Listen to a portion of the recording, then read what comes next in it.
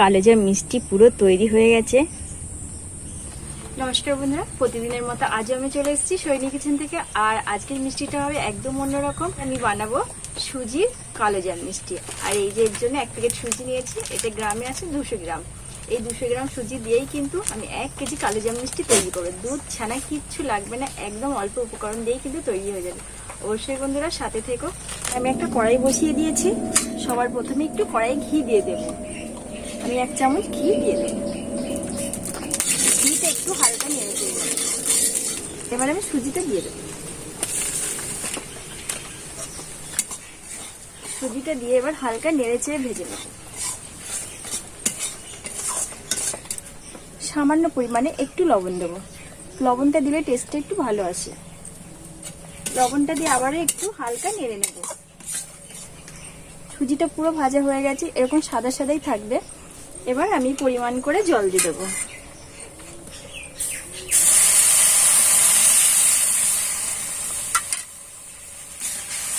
এবার জল দিয়ে নেড়েছে একটা ডো বানিয়ে নেব। সুজির ডোটা তৈরি হয়ে গেছে, এবার আমি নামিয়ে নেব। এরকম একটু শুকনো শুকনো করে ডোটাকে তৈরি করতে হবে। ওটা পুরো ঠান্ডা হয়ে গেছে, আমি এটাকে খুব ভালো করে মেখে নেব।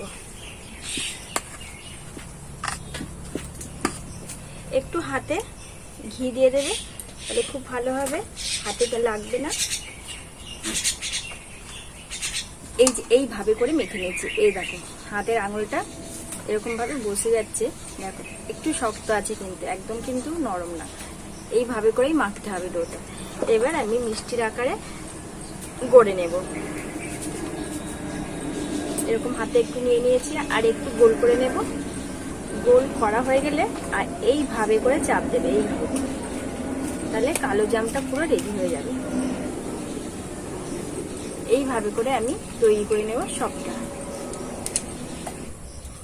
বন্ধুরা এদিকে আমি মিষ্টিগুলো দেখো সব তৈরি করে নিয়েছি। এবার মিষ্টিগুলোকে আমি সাদা তেল দিয়ে ভেজে নেব।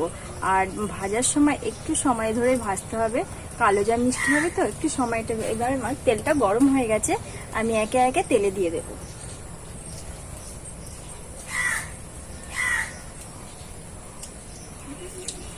কালারটা কিন্তু খুব সুন্দর লাগছে। বন্ধুরা মিষ্টিগুলো আমি ভেজে নিয়েছি, এবার আমি এগুলোকে তুলে নিচ্ছি। আর এই কালারটাই আমি রাখবো। আর এই কালারটা কিন্তু সুন্দর লাগছে দেখতে। এখানে আমি মিষ্টিগুলো সব ভেজে নিয়েছি, সব ভাজা হয়ে এদিকে আমি কড়াই বসিয়ে দিয়েছি আবারও। আর এখানে আমি 150 গ্রাম চিনি নিয়েছি, চিনিটা আমি এবার দিয়ে দেব। আর এই বাটি মেপেই আমি হাফ বাটি জল দেবো। দিয়ে এবার আমি চিনির রসটা তৈরি করে নেব। ধরে চিনির রসে একটু ফ্লেভার আনার জন্য আমি এখানে 2টো এলাচ নিয়েছি, দিয়ে দেব। বন্ধুরা এদিকে আমার চিনির রসটা কিন্তু এ দেখো হয়ে গেছে। চামচটা দেখতেই পাচ্ছ, একটা চ্যাটচ্যাটে ভাব চলে এসছে চামচের গায়ে। এই ভাজা মিষ্টিগুলো এবার আমি 2 মিনিটের জন্য একটু রসে আমি জাল করে নেব সামান্য।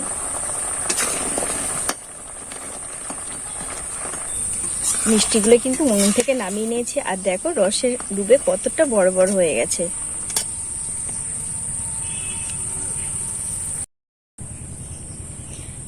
বন্ধুরা কালোজাম মিষ্টি পুরো তৈরি হয়ে গেছে।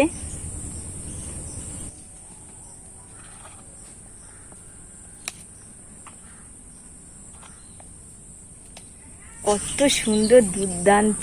এই দেখো পুরো মিষ্টি রেডি হয়ে গেছে। কালোজাম মিষ্টি দেখতে কিন্তু ভীষণ সুন্দর লাগছে, আর খেতে কিন্তু খুব সুন্দর।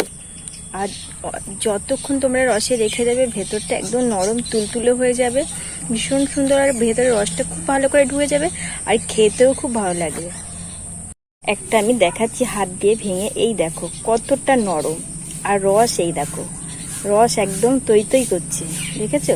এই দেখো কত সুন্দর, কত সুন্দর ভেঙে যাচ্ছে। ভেতরটা দেখো কত ভালো হয়েছে, ভেতরটা ভীষণ সুন্দর। আর খেতেও কিন্তু খুব সুন্দর। একদম এত অল্প সময় এই মিষ্টিটা খেতে ইচ্ছা করলে বাড়িতেই তৈরি করে নিতে পারবে। একদম দুধ ছানা কিচ্ছু লাগবে না, একদম অল্প উপকরণ দিয়েই কিন্তু মিষ্টিটা তৈরি হয়ে যাবে। তাহলে বন্ধুরা আমার এই সুজি রেসিপিটা, কালোজাম মিষ্টি রেসিপিটা ভালো লাগলে অবশ্যই like comment share please subscribe করে সাথে থেকো। আজ আমি এখানেই রাখছি।